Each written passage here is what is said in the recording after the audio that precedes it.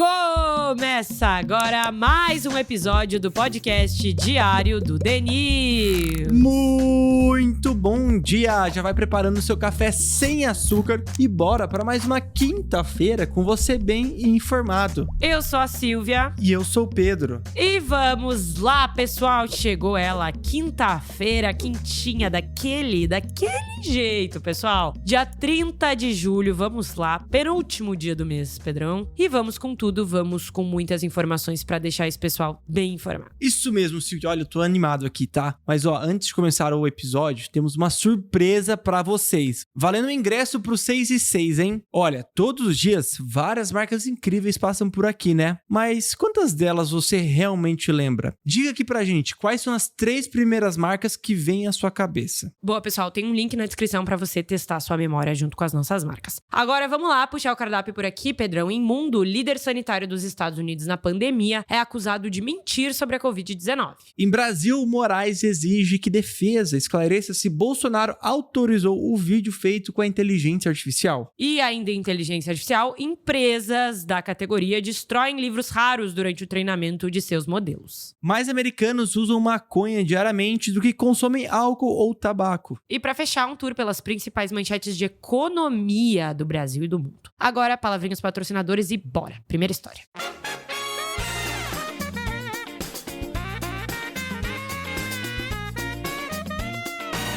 Pessoal, temos uma novidade pra contar pra vocês. Tem um big name, assim ó, vindo aí, um nome grande mesmo, que vai estar presente no nosso evento 6 e 6 e a gente vai anunciar ele hoje, na quinta-feira. Mas como vocês ficam sabendo de tudo antes, a gente vai soltar um spoiler aqui contando um pouquinho desse nome surpresa. Ó, vai as dicas aí, anota. Ele é empresário do mercado financeiro, fundou a empresa com 25 anos, hoje já tem mais de 4,8 milhões de clientes e foi eleito pela Bloomberg como uma das 50 pessoas mais influentes do planeta. E não vamos dizer o nome, tá? Mas olha, existe um cupom de 40% de desconto no ingresso com o sobrenome desse empresário. Consegue o desconto quem adivinhar o sobrenome, tá valendo a partir de agora no link da bio. Vamos ver se vocês são bons mesmo e vão adivinhar quem é esse nomezaço que vai estar presente com a gente no 6 e 6. Então bora, pessoal!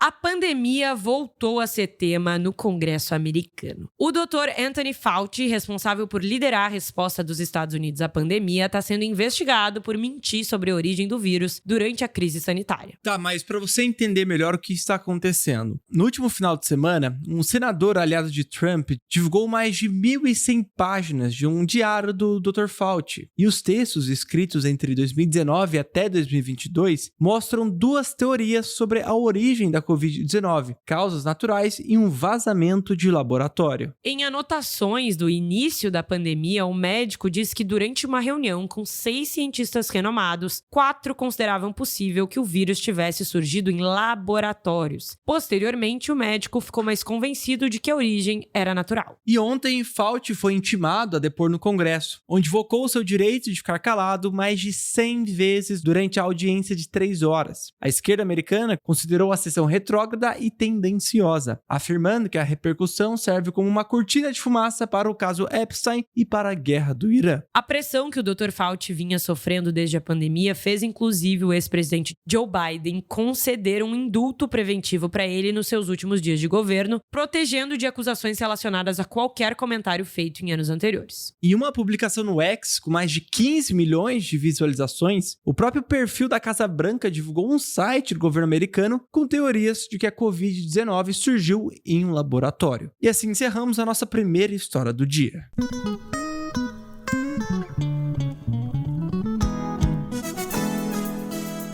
Em resposta a Alexandre de Moraes, a defesa de Jair Bolsonaro afirmou que o ex-presidente não autorizou a divulgação de um vídeo da sua imagem feito com a inteligência artificial. O conteúdo foi exibido no lançamento da candidatura de Flávio no último sábado. Segundo a defesa, Bolsonaro não poderia ter permitido a utilização do vídeo devido às restrições de comunicação impostas pelo próprio ministro. Para os advogados da campanha de Flávio, a utilização da imagem ocorre devido à relação de confiança entre pai e filho. Antes Antes da resposta da defesa, Moraes havia projetado 2 cenários. Por um lado, se Bolsonaro autorizasse a divulgação do vídeo, o ato representaria uma grave transgressão e poderia reverter sua prisão domiciliar para o regime fechado. Mas, por outro lado, caso o ex-presidente não soubesse, a responsabilização poderia recair sobre Flávio Bolsonaro e o PL, já que a prática de deepfake é proibida em propagandas eleitorais. Advogados de Flávio afirmaram que o conteúdo não poderia ser considerado deepfake por não tentar enganar o público, já que o vídeo afirma que foi feito com inteligência artificial. Bom, e o ministro Cássio Nunes foi o sorteado como relator do caso no TSE. A denúncia, feita por partidos da oposição, pede uma multa de R$30 mil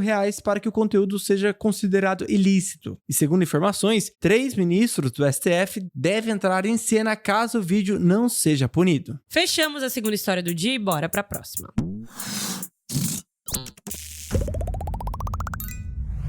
Um processo judicial revelou que empresas de AI, incluindo a Anthropic, estão comprando livros em massa, digitalizando suas páginas e depois destruindo-os. O objetivo seria treinar seus próprios modelos. Ok, mas como que isso funciona? As empresas compram um livro, cortam as lombadas em máquinas industriais e transformam o conteúdo em PDF. E depois que foram utilizados, elas simplesmente queimam ou jogam o papel restante para reciclagem. No caso da Anthropic, a prática foi batizada internamente de Project Panama. Ela elimina fisicamente a única cópia existente de alguns títulos. Uma vez destruídos, esses livros não podem mais ser acessados por outros modelos de AI, nem por seres humanos. E um capítulo dentro de todo esse contexto. Em fevereiro de 2024, a Anthropic contratou o ex-chefe do Google Books para conseguir todos os livros do mundo de uma forma legal. A empresa primeiro tentou negociar o licenciamento das obras com as editoras, mas não teve sucesso. Quando o caso chegou aos tribunais, um juiz federal decidiu que se a Big Tech destruísse o livro original depois que ele fosse escaneado, a prática se enquadraria em fair use, ou seja, uso justo. A ideia era garantir que apenas uma cópia da obra existisse por vez. E a demanda aumentou tanto que a plataforma ISBN-DB, criada para ajudar bibliotecas a encontrar e vender livros, passou a vender até 1 milhão de livros por pedido para as empresas de inteligência artificial. E para piorar, ela também prometeu manter as aquisições em segredo, com uma cláusula de confidencialidade. Bom, segundo a Anthropic, os arquivos digitalizados formam uma biblioteca privada e pesquisável da companhia que ela planeja guardar para sempre. Ainda assim, essas cópias não são públicas e nunca foram disponibilizadas abertamente. Encerrada a terceira história do dia e vamos para a próxima. Um novo levantamento do governo dos Estados Unidos revelou um dado curioso. Pela primeira vez, os americanos estão consumindo mais maconha todos os dias do que álcool ou cigarro. O hábito já ultrapassa também o consumo de vapes e charutos. Para se ter uma ideia, 25 milhões e meio de americanos com 12 anos ou mais usaram a droga diariamente apenas no último ano. Isso supera os 19 milhões de fumantes diários de cigarro e as 17 milhões de pessoas que bebem todos os dias. Mas, apesar da mudança, o álcool ainda é consumido por mais pessoas no geral. Cerca de 129 milhões de americanos beberam ao menos uma vez no último mês. O número é 3 vezes maior do que as 43 milhões de pessoas que usaram maconha no mesmo período. A diferença agora está na frequência. Aparentemente, quem fuma maconha tende a fazer isso todo dia. Já quem bebe parece esperar ocasiões específicas, como encontro com amigos. O crescimento ocorre mesmo com a droga proibida em nível federal por lá. E no Brasil, como que isso tem acontecido? Por aqui, o movimento é parecido, mas em uma outra escala. Cerca de 16% dos brasileiros com 14 anos ou mais já usaram maconha alguma vez. Já o consumo diário foi relatado por 3% da população, o equivalente a 5 milhões de brasileiros. Jovens de 18 a 24 anos puxam a alta. Pelo menos 13% disseram que utilizam a erva frequentemente, a maior prevalência entre as faixas etárias. O STF descriminalizou o porte para uso pessoal em 2024, mas a venda e o cultivo seguem proibidos. Fechamos a quarta história e penúltima do dia e bora pra próxima. Bom, gente, agora nós vamos com um tour pelas principais manchetes de economia. E a gente vai puxar da seguinte maneira, falando do El Niño, porque o governo federal anunciou um reforço orçamentário de 1,33 bilhões de reais para os efeitos do fenômeno climático. O pacote inclui distribuição de cestas básicas, apoio a agricultores, ações de prevenção e outras medidas. Lá nos Estados Unidos, o Fed ficou dividido. O Banco Central americano manteve a taxa de juros entre 3,5% e 3,75%. como o esperado pelo mercado. A decisão, porém, não foi unânime. 4 dos dirigentes preferiam elevar a meta em 0,25%. O resultado acontece em meio aos novos saltos do petróleo com o conflito no Oriente Médio. Para a terceira manchete, em um cenário de queda da moeda americana, os gastos de brasileiros no exterior somaram, segundo o Banco Central, 12,6 bilhões de dólares no primeiro semestre. Comparado com 2025, foi uma alta de 22,5% no mesmo período. A próxima manchete é que o preço médio para alocação de escritórios de alto padrão em São Paulo chegou a R$ 138,20 por metro quadrado, o maior patamar desde 2015. Ao mesmo tempo, a taxa de vacância caiu para 12,1%, sendo a menor já registrada. E falando um pouco de banco, o Santander abriu a temporada de balanços com lucro de 3 bilhões de reais no segundo trimestre, uma queda de 18% em um ano. O resultado, abaixo do esperado, foi pressionado pelo crescimento da expectativa de inadimplência dos credores. E na divulgação de resultados do segundo trimestre, a Meta chamou atenção pelo lucro abaixo do esperado, uma queda de 13% na comparação anual. O resultado da empresa foi pressionado por 2,4 bilhões de dólares em processos judiciais e 1,18 bilhões em rescisões, fazendo a margem operacional despencar de 43% para 31%. E assim encerramos as 5 histórias do dia. Agora a gente vai rapidinho para a palavrinha dos patrocinadores, depois temos a curiosidade do dia para fecharmos essa quinta-feira.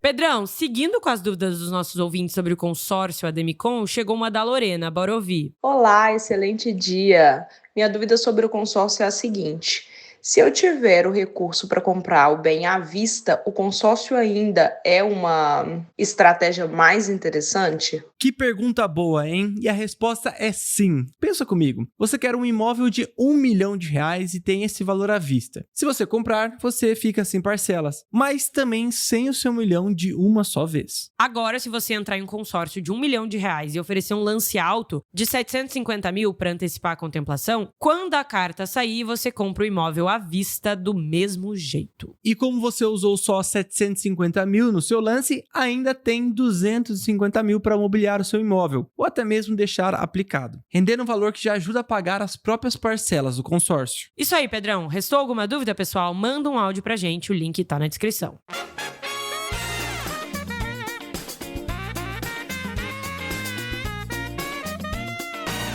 Bom, vamos então com a curiosidade do dia. E é sobre aviação de novo, Pedrão. Mais uma quinta-feira da gente trazendo curiosidade de aviação por aqui. E é porque a Qantas está levando o conceito de voo longo a outro nível. A companhia realizou um voo teste de 24 horas e 24 minutos, sem escalas, entre Melbourne, na Austrália, e Toulouse, na França. Esse teste faz parte do projeto Sunrise. Esse projeto pretende conectar a Austrália e o resto do mundo em voos ultra longos e sem escalas. Essa aeronave da Airbus, ela deve estrear a partir de 2027 a rota direta entre Sydney e Londres. E uma outra curiosidade também é que esse voo realizado pela Qantas bateu o recorde anterior, que era de 22 horas e 42 minutos, que foi estabelecida por um Boeing 777 em 2005, com a rota Hong Kong e Londres. Ou seja, depois de mais de 20 anos que eles conseguiram bater novamente esse recorde e fazer o voo de um avião comercial mais longo da história. Então tá aí, pessoal, tá aí a curiosidade do dia, desse dia 30 de julho, pra você sair daqui bem informado e menos curioso, né? Como a gente gosta de falar. Então, muito obrigada pela sua companhia. Os recados estão todos entregues, você já viu. Tem nome grande vindo aí. Agora você pode testar o sobrenome de quem você acha que vai estar com a gente no evento e garantir 40% de desconto. Mas se você não adivinhar, ficar tentando